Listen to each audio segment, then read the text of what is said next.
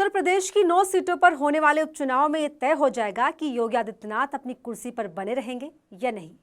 इस उपचुनाव में 9 सीटों में से 5 सीटें अगर योगी सरकार जीतने में कामयाब नहीं हो पाती तो फैसला दिल्ली से किया जाएगा। तो कैसे उपचुनाव तय करेगा योगी का भविष्य, आज इस वीडियो में ये जानेंगे। नमस्कार, मैं हूं आपके साथ मुबशरा परवीन। यूं तो उत्तर प्रदेश में 9 सीटों पर उपचुनाव है, लेकिन इसको लेकर मच रहा शोर किसी आम चुनाव से कम नहीं दिखाई दे रहा है। इस उपचुनाव में एनडीए और विपक्ष इंडिया गठबंधन के बीच कड़ा मुकाबला देखने को मिल रहा है।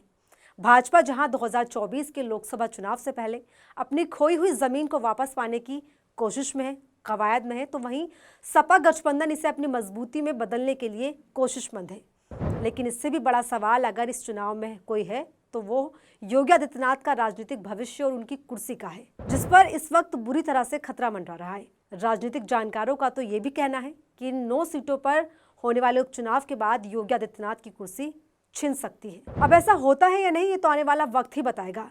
लेकिन हाँ, ये कहा जा सकता है कि यूपी उपचुनाव में बीजेपी की जीत और हार ही योगी सरकार की भविष्य को तय करने में महत्वपूर्ण भूमिका निभाने वाली है। क्यों ऐसा कहा जा रहा है, इसके पीछे कहानी को भी समझिए। लोकसभा चुनाव के बाद बीजेपी और योगी आदित्यनाथ दोनों यूपी में अपनी खोई हुई जमीन वापस पाने को बेताब नजर आ रहे हैं। बीजेपी इस उपचुनाव से लोकसभा की हार की भरपाई हर हाल में करना चाहती है, और उससे भी जरूरी बात यह है कि इस उपचुनाव के जरिए बीजेपी संकेत देना चाहती है कि हिंदी पट्टी में लोकसभा में मिली हार महज एक अपवाद थी। और यही वजह है कि यूपी की 9 विधानसभा सीटों पर हो रहे उपचुनाव में बीजेपी की जीत हार योगी के भविष्य के लिहाज से काफी अहम मानी जा रही है।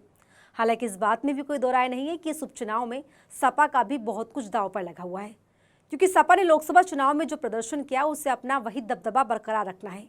क्योंकि इस बात से भी इनकार नहीं किया जा सकता कि राजनीतिक लिहाज से देश के बड़े और सबसे अहम राज्य उत्तर प्रदेश से ही केंद्र की सत्ता का रास्ता होकर गुजरता है।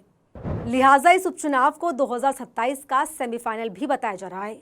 लोकसभा चुनाव के नतीजों से उत्तर प्रदेश की जो तस्वीर निकलकर सामने आई थी उसने सभी को चौंका दिया था। बीजेपी को इस लोकसभा चुनाव में 33 सीटें मिलने के बावजूद झटका लगा था, क्योंकि समाजवादी पार्टी को 37 सीटों के साथ काफी बढ़त मिली थी। अब उत्तर प्रदेश की जिन 9 सीटों पर उपचुनाव होना है, ये सीटें पूरे राज्य में फैली हुई हैं। पूर्वी उत्तर प्रदेश में 3, पश्चिम भाग में 4 और मध्य और ब्रिज क्षेत्र में 1-1 सीट है। अनुसूचित जाति के लिए आरक्षित 1 सीट है और कुछ निर्वाचन क्षेत्र हैं जहां मुस्लिम वोट भी निर्णायक भूमिका हो सकते हैं।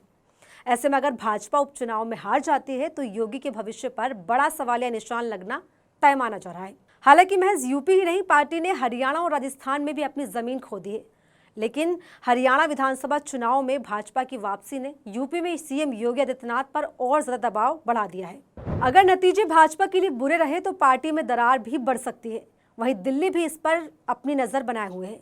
ऐसे में योगी आदित्यनाथ उपचुनाव में अपनी पूरी ताकत झोंक रहे हैं, क्योंकि पहले ही खबरें सामने आ रही हैं कि उत्तर प्रदेश में अंदर खाने में काफी कुछ पक रहा है। वहीं राजनीतिक जानकारों का ये भी मानना है कि बीजेपी और योगी आदित्यनाथ के बीच सब कुछ ठीक नहीं चल रहा है।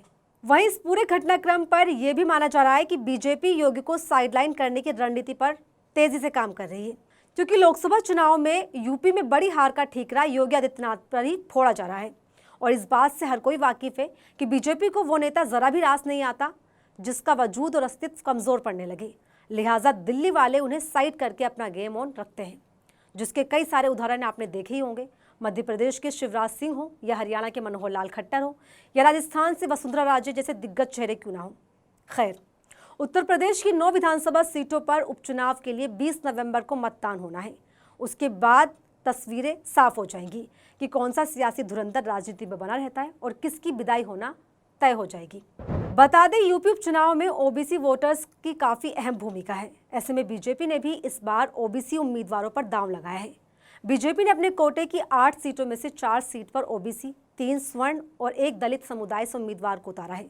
बीजेपी ने ओबीसी समुदाय में यादव, कुर्मी, मौर्य और निषाद समुदाय के प्रत्याशी उतारे हैं। वहीं बसपा के उम्मीदवारों का जातीय समीकरण देखें तो दलित, 1 मुस्लिम, 2 स्वर्ण से 4 और ओबीसी के 2 प्रत्याशी उतारे हैं। बीजेपी ने ओबीसी, 1 कुर्मी और शाक्य समुदाय से प्रत्याशी उतारा है। बीजेपी के सहयोगी आरएलडी ने मीरापुर में एक प्रत्याशी उतारा है जो ओबीसी के पाल समुदाय से है। उत्तर प्रदेश में सरकारी तौर पर जातीय आधार पर कोई आधिकारिक आंकड़ा मौजूद नहीं है, लेकिन अनुमान के मुताबिक यूपी में सबसे बड़ा वोट बैंक पिछड़ा वर्ग का है। सूबे में लगभग 52% वोट बैंक पिछड़ा वर्ग का है और 43% वोट गैर यादव बिरादरी का है। यादव सपा का कोर वोट बैंक माना जाता है, जबकि दूसरी ओबीसी जातियां कभी किसी पार्टी के साथ स्थायी रूप से नहीं खड़ी रही हैं। यही नहीं, पिछड़ा वर्ग के वोटर कभी भी सामूहिक तौर पर किसी पार्टी के पक्ष में वोटिंग नहीं करते हैं। बीजेपी और सीएम योगी ने जातियों में बटे हिंदू वोटों को एकजुट करने के लिए नारा भी दिया है, बटोगे तो कटोगे। इस नारे ने बीजेपी के पक्ष में माहौल तो तैयार कर दिया है, लेकिन आगे क्या होगा वो देखना दिलचस्प होगा।